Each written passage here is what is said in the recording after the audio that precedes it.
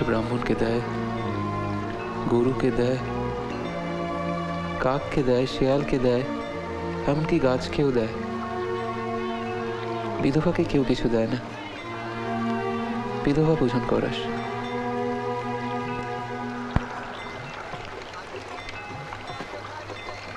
তোমার বৌঠান কি খবর পেয়েছেন?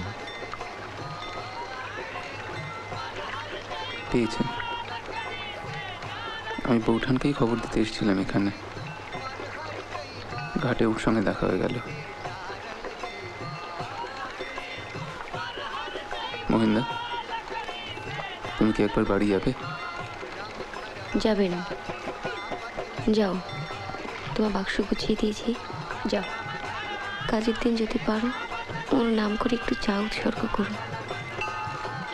চা খেতে বড় ভালোবাসতেন। আর বালিকে যদি একদিন একেবারেই হবিষ্যি না করালেই চলে, ঠাকুরমশাইয়ের সঙ্গে একটু কথা বলে দেখো না, যদি মূল্য ধরে দিলে হয়। বুঝলাম না। প্রতিজ্ঞা পূরণের জন্য অনেক ধন্যবাদ মহেন্দ্রবাবু। শুধু ভিজিটের টাকাটা বোধহয় ইহজীবনে আর শোধ করা হলো না।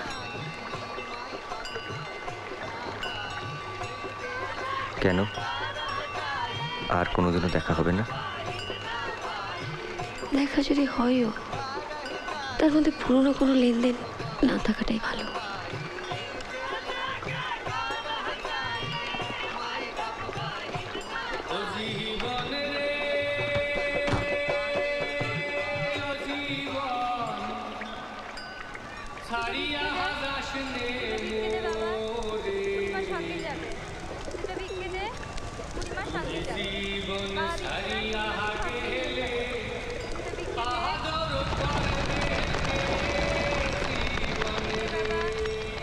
বড়মার কাছে শুনলাম আমার বিবাহের জন্য নাকি সম্বন্ধ এসেছিল, আপনি ভেঙে দিয়েছেন।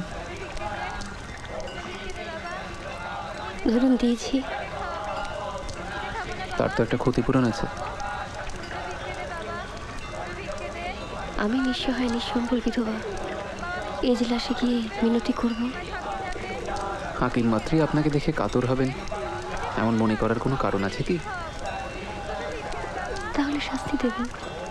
অর্থদণ্ড দিলে তার বাড়ি দাসী বৃত্তি করব। আর অন্য কোনো শাস্তি হলে? বিধবার জন্য কোনো শাস্তি নতুন নয় বিহারী বাবু।